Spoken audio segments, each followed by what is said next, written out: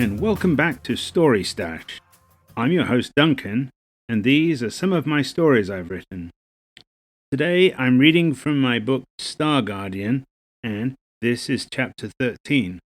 So, let's get started. Chapter 13. Travel to Baglogi. Ship informed us that travel would take about 20 days at hyperdrive to reach the Baglogi system. We had to sort out the supplies we purchased from our visit to the Ori Confederation. We'd have time to plan what to do when we arrived. I resumed my schedule of training with Ship and hanging out with Kaluna and Jem. Some of Kaluna's purchases were her favorite Ori foods, so our meals for the first few days were a special treat. Normally our meals came from a food dispenser. These were real, grown food prepared by an Ori chef. Jem and I could eat most dishes, which was a plus. I had no favorite foods. I never knew Earth cuisine, and Tian food was pretty bland. If Kaluna liked one of her dishes, good for her. Some of Kaluna's purchases were Ori clothing. She got several items for each of us, although we needed to adjust the length for Jem and I. Once finished, they decided we should try on everything and show each other. As a Tian, all clothing was uniform and plain.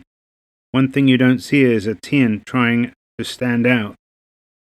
I was at ease wearing utilitarian clothing, as provided on most vessels. In contrast, Ori clothing was loud, like their displays of emotions. Jem was equally excited about playing dress-up. I took a leaf out of Kaluna's father's book and played along.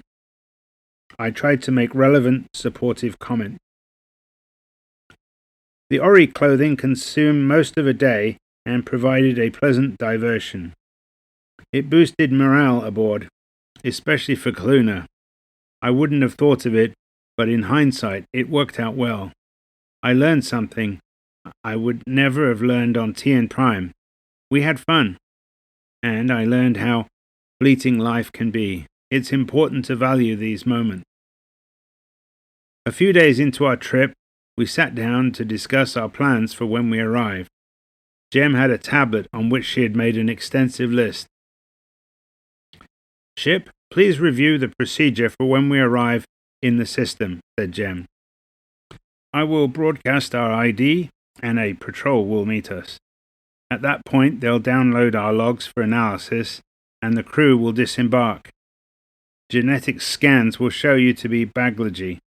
I am unsure of the reception for Kelowna and Brian, though I expect it to be positive. Once they review the logs, all will be clear, reported Ship. Great. Everyone will be in clean uniforms with insignia to show we're the crew of this vessel. That should help steer their thinking in the right direction. Brian, Kaluna, you have both been working on your greetings and responses in Baglogi, asked Jem. Yes, Kaluna and I responded in Baglogi. The goal was to appear to be a functioning Baglogi crew. Excellent, said Jem. She then went through the rest of her checklist, which included various tasks to get ready for our grand homecoming. Some items seemed petty to us, but they were important to Jem, so we didn't complain. After all, she saved our lives and then helped us avenge the deaths of our former crewmates aboard the Apollo Na. Kaluna got to go home to see her parents. I thought we got the best end of the deal. As my studies progressed, Ship allowed me to examine various inner workings to better understand how things work. Ship was a patient teacher and was glad to have me to train. There were elaborate auto-repair systems, but it could happen that someday I would need to make repairs myself.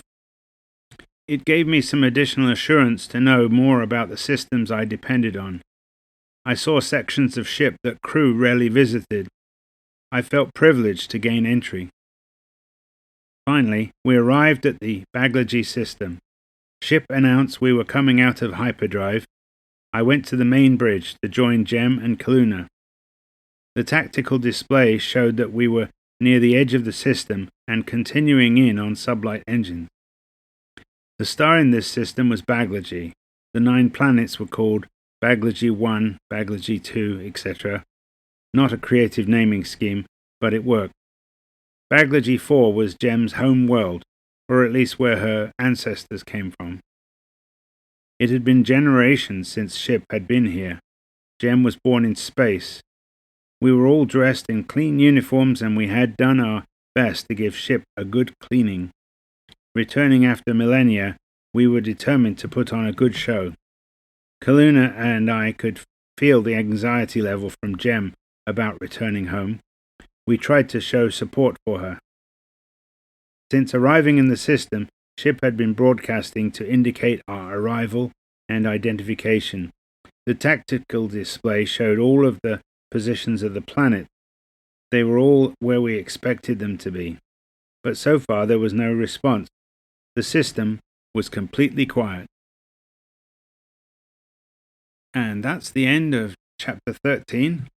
And next episode we'll continue with chapter 14, Baglogi. So, hope to see you then. Goodbye.